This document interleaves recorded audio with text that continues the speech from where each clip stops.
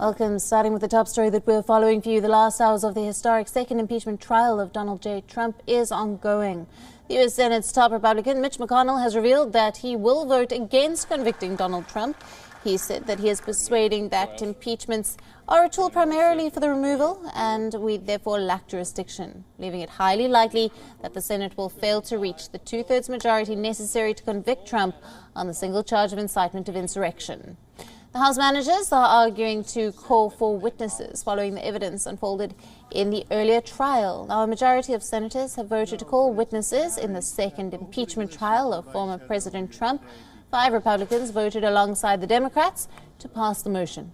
Graham, a Republican from South Carolina and staunch Trump ally, changed his vote to aye at the last minute. Listen in to what both the sides had to say.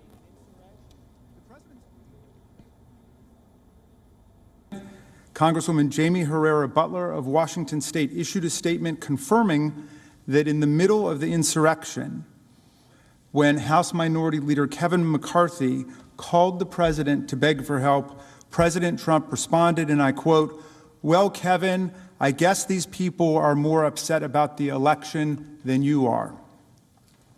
Needless to say, this is an additional critical piece of corroborating evidence, further confirming the charges before you, as well as the president's willful dereliction of duty and desertion of duty as Commander-in-Chief of the United States.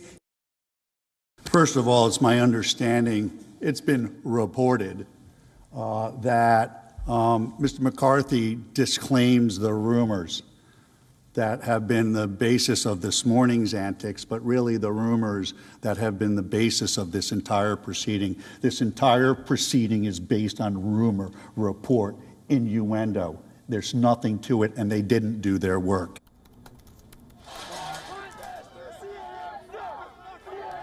As most Republicans remain unmoved, acquittal is the likely verdict. Now, the Democrats have said that acquitting Donald Trump might lead to future incitement of violence by the former U.S. president. A two-thirds majority is required to convict Donald Trump, which means that at least 17 Republicans will have to vote against Trump. Now, Donald Trump has chosen not to testify during the trial. If the former U.S. president is convicted, the Senate could then vote to bar him from holding office again. Now, the Democratic-led House of Representatives voted to impeach Trump last month for a second time, the only U.S. president to face 2 impeachments. Now, he was accused of inciting what unfolded in Capitol Hill on the 6th of January. Trump supporters attacked the Senate House to stop Joe Biden's election victory from being certified. 5 people lost their lives.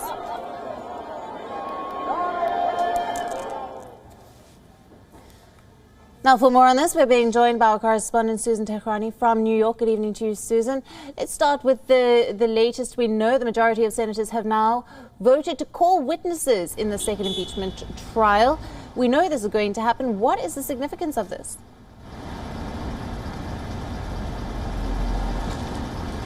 Well, it's absolutely uncharted territory, Alyson, unprecedented as has been with everything regarding this impeachment trial. First, we were told and we recall that this was going to be one of the fastest trials in American history. Well, it looks like the tables have turned and the Democrats have decided to call a second-hand witness, if you may.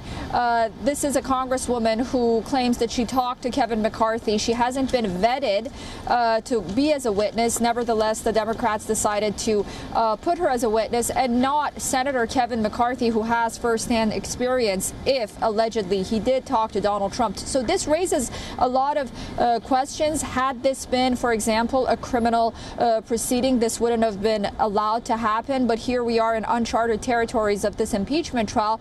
And I guess for the Democrats right now, they might have dig themselves too deep in a rabbit hole by doing this, because they perhaps didn't anticipate that the defense would come out and say that if you're going to call witnesses in the middle of a trial and sort of almost in a way add another conviction to Donald Trump, which was negligence, as well as an incitement of an insurrection, that means that you're sort of changing the rules in the middle of the game. And they've mentioned that they want to call witnesses as well. They've talked about hundreds, maybe dozens of witnesses that they will have to subpoena. And the defense said that do not handcuff me and let me call witnesses as well, setting the precedent for a much longer trial than initially anticipated. And what this really brings into question is the politics of all of this, whether the Democrats really wanted this to be a lengthy trial like the one that we're probably going to see if they do decide to call witnesses or not. Mind you, they could change their mind. A majority could vote and change their mind that they don't want to call witnesses. But as for now, in the situation that we are, this is going to be a longer trial that the Democrats and Republicans anticipated. Right. Now, Trump's lawyers wrapped up their argument in a matter of just over 3 hours. They said they wouldn't need much time. Now, they have said this is politically motivated, and they've even gone as far as to call it political vengeance. And then they have also cited again that they don't have the jurisdiction, as impeachments are a tool primarily of removal, as Mitch McConnell said.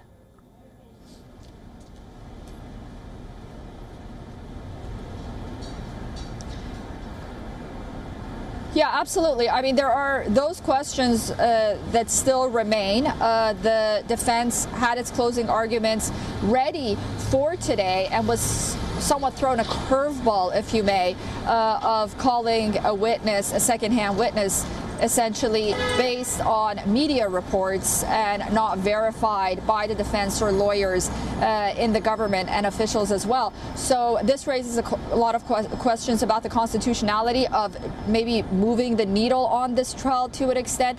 But regarding the fact that whether or not it's constitutional to try a former president, because it's not explicitly stated in the U.S. Constitution, there's differences between scholars. And as you may predict, scholars from both sides argue that there is and there isn't. But the Senate settled that for more or less on Wednesday. So the fact that whether or not it's constitutional or not, we're not sure how much that really is a strong argument. We do know Mitch McConnell yesterday, before this curveball on the part of the Democrats, had said that while he was undecided before, he has decided to vote for acquittal. This new development, we'll see how this plays out. But it may, at the end of the day, prove to be somewhat beneficial to the Republicans in a way that they will argue that we told you that the Democrats cannot let go of Donald Trump, and it might sort of pave the way for discussions on whether or not the Democrats were ready and prepared enough to put this impeachment on trial, and had they done their homework or not. If you recall, Nancy Pelosi had said that we need a 9/11 style commission into what happened during the riots on the part, and that was addressing the Republicans. Trump's lawyer today sort of turned that back on Nancy Pelosi and said, well, if this is the way it's going to be, if you're going to call witnesses right when we're ready to have a closing argument without telling us, then perhaps we should have a, quote, 9/11 style commission to look into how this came about on the part of the Democrats. A lot of blame going around. And once again, the environment in Washington really very partisan. Right. Susan, thank you very much for joining us and bringing us all the details on the latest coming out of Washington. WION, now available in your country. Download the app now. Get all the news on the move.